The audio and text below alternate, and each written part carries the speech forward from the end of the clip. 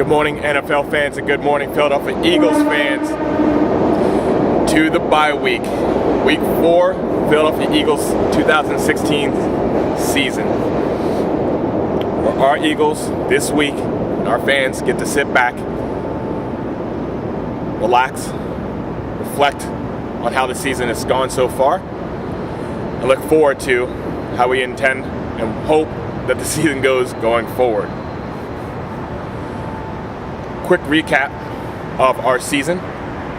As we know, starting week 1, with the decision Doug Peterson and Eagles leadership to start our number 1 draft pick, the 2nd overall pick, Carson Wentz, because we have just recently traded Sam Bradford to the Minnesota Vikings for a 1st round pick, and I believe as of right now it would be a 4th round pick, depending on how Minnesota does this season. There's a lot of skeptical thoughts, but we're going to try to stay in facts right now. Game started, seemed like it was going to be kind of close. RG3 coming back, now playing for Cleveland. It was a closer game in the beginning. But throughout the game, we saw a rookie quarterback keep his composure and throw very well. I think the touchdown pass to Jordan Matthews really wowed people, and we stayed consistent throughout the entire game and ended up winning 29-10. Coaching staff taking some chances going forward on 4th down.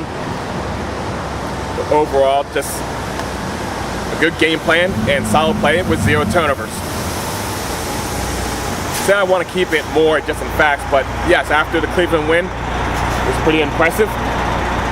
People said it's against the Cleveland Browns. Probably ranked one of the worst teams in the league, consistently year after year. Second game against Chicago Bears,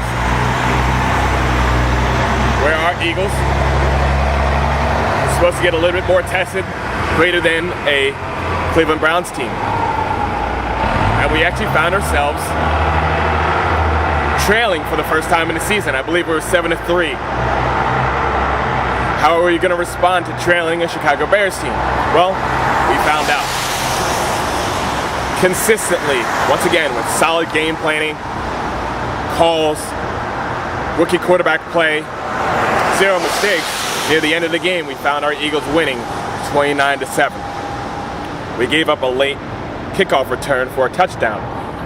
Then the game ended that way, 29-14. After that win, people start saying again, well, okay, now you only beat the Cleveland Browns, the Chicago Bears. But next week you play the league's hottest team in the Pittsburgh Steelers, who is ranked on a lot of different websites, including NFL.com, as number 1 in the league. Then you will see when a defense challenges a rookie quarterback and gives them different looks. Then you will see the Pittsburgh offense challenge the Eagles defense, especially the secondary, which is suspect. Then you will see who the Eagles are when they play some of the elite in the league. I heard that, and you guys watched my video, and you know exactly how I felt about that. But through that entire thing, it had nothing to do with hate on other people or hate on the Pittsburgh Steelers. It had to be about my belief and what I believe my Eagles can do and what's possible. So the game was here, and we found ourselves winning at halftime at 13-3. And myself included, let's be real, myself included, saying, okay, we're doing well, we're not making mistakes, we're taking some chances. But Pittsburgh's going to come out in the second half, they're going to be throwing all over the place, and they're going to be testing this even more and changing their game plan, and it's going to be a lot closer than this. But instead of waiting to see what Pittsburgh was going to do, our Eagles came out and scored 21 points in the 3rd quarter. And the score stayed that way. We coasted in the 4th quarter. We found ourselves on the winning side, 34-3 against the top-ranked team in the NFL at the time. And now we find our Eagles sitting atop the NFC East at 3-0. A team that, by multiple websites, was ranked anywhere from 26th to 31st in the league, now ranking anywhere from 4 to 6 and all these different websites now. Now you have all this conversation about a rookie quarterback that is going to go through his lumps growing up. Now you start seeing people having different conversations about him as he continues to go week after week consistently, and now still without a turnover. Now you get to see what people are saying. I mean, flat out, our defense, our weakest point, our secondary, hasn't given up a touchdown pass yet. Our coach that learned from Andy Reid has actually been pretty risky and has been successful every single time. And he's actually been very good at clock management.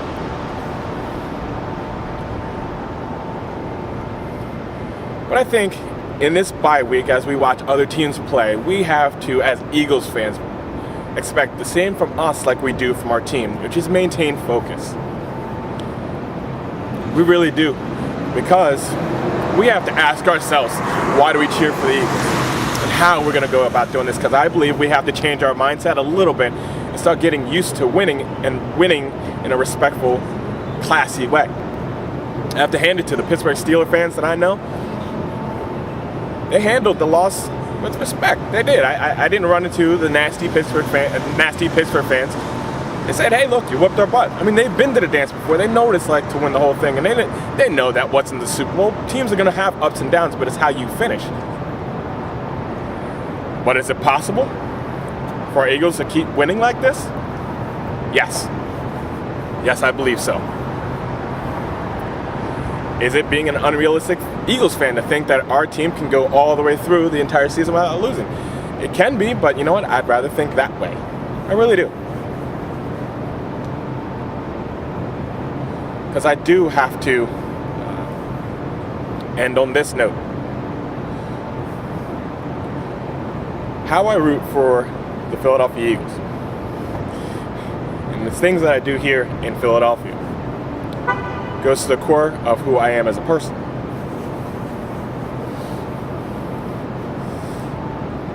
I'm a Christian man. That's who I am, and that's what I believe. And even that belief to some people is unrealistic, because I truly do believe that a young man wasn't supposed to be chosen, threw a rock at a giant and killed him, and led his people. I do believe that another man gathered a people against the superpower of the world and led those people through the Red Sea to the Promised Land. I do believe somebody asked for the sun to shine for longer than it was allowed to, so they could be successful. I believe that in my heart, for real, in life. So if I believe that in my life, as I walk around my city, Philadelphia, and everything that I do, why can't I believe that for my football team? I do believe that a person from North Dakota State University, most people wouldn't choose, can be our answer. I do believe a coach that doesn't have the pedigree and the experience that everybody thought you should have in order to be successful can lead us to the Promised Land. I do believe that the sun could finally be shining on our city through our football team.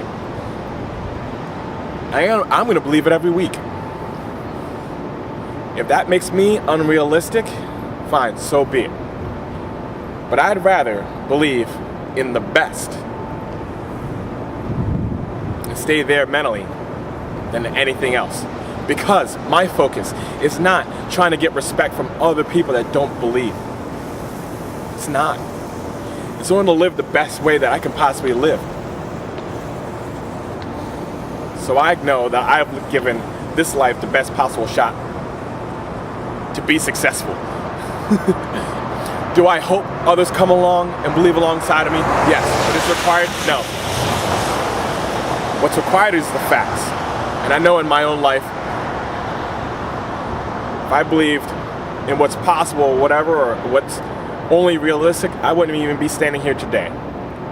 Through my life and the what I've dealt with in the military, I shouldn't be alive. what I've dealt with even in marriage. I shouldn't still be married right now. I shouldn't have all the blessings and opportunities that I've had in my life. That's unrealistic. Including the friendships that I have been blessed with, even doing these videos. It's not realistic. And that's why I live every single day. So, this bye week, I'm gonna sit back and reflect. I'm gonna say thank you to the unrealistic. I have to say thank you to a Howie Roseman. His pick, along with Marcus Smith, is starting to produce. Brandon Graham is looking like a beast. Doug Peterson's pickup is absolutely awesome. I have to say thank you to him. I have to say thank you right now. As we know today, to Jeffrey Lurie for hiring Doug Peterson. I have to say thank you to a Carson Wentz is putting in the work to become the best. Say thank you to a defense that's not giving up touchdowns through the air. And I have to be thankful in football terms for what the facts are right now for our Philadelphia Eagles being 3-0 and looking forward into the future and who we're going to play. Let's not worry about the distractions. Let's stay focused. Let's continue to have fun.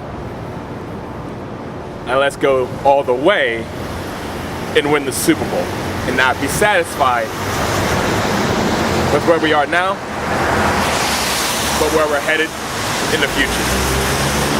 Good luck to all the teams that played today.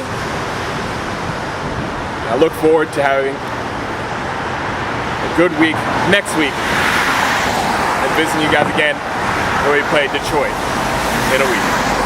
Have a great day. And go Birds.